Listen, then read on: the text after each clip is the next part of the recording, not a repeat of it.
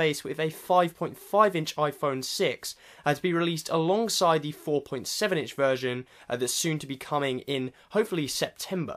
So, as it's kind of what I do here on my channel, I thought it would be a really interesting video to kind of talk about the iPhone 6, the 5.5-inch phablet iPhone 6, and also the Samsung Galaxy Note 4, which I'm extremely excited to get hold of, and just kind of talk about, kind of have a conversation with you guys about why I think that Apple might struggle with creating a phablet like this, and how they'll compare to something like the Samsung Galaxy Note 4 when Samsung has had a lot longer to develop a much mature product. So first off, I want to talk about software in general, because really the hardware is just a means to an end with a phablet device.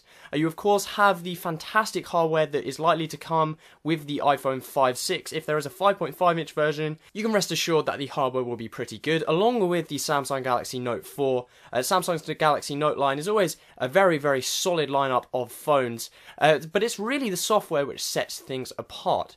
Now, Samsung has a long time to develop TouchWiz on top of Android to get it to a point where it's a very, very mature operating system for a phone like the Samsung Galaxy Note. This is Apple's first venture into this space, so it's going to be very, very interesting to see just how Apple can take advantage of the extra screen real estate. iOS 8 looks like it will be fantastic on the 4.7-inch iPhone. I've actually done a video showing off what iOS 8 will look like, which actually went down extremely well, and if you want to see that, I'll have that link down below. But it's not going to float for Apple to just upscale iOS to make it bigger, which the 4.7-inch version, Apple might be able to get away with that. But a 5.5-inch phone, you've got a lot more screen real estate than a 4-inch phone, so people want to do more with it. They want applications which take advantage of the screen size, things like multi-window and things like that, and Samsung really have that down on the Samsung Galaxy Note line, and that's one of the only ways that Apple is going to be able to compete in this space with Samsung. Another huge thing worth mentioning is the S Pen from Samsung.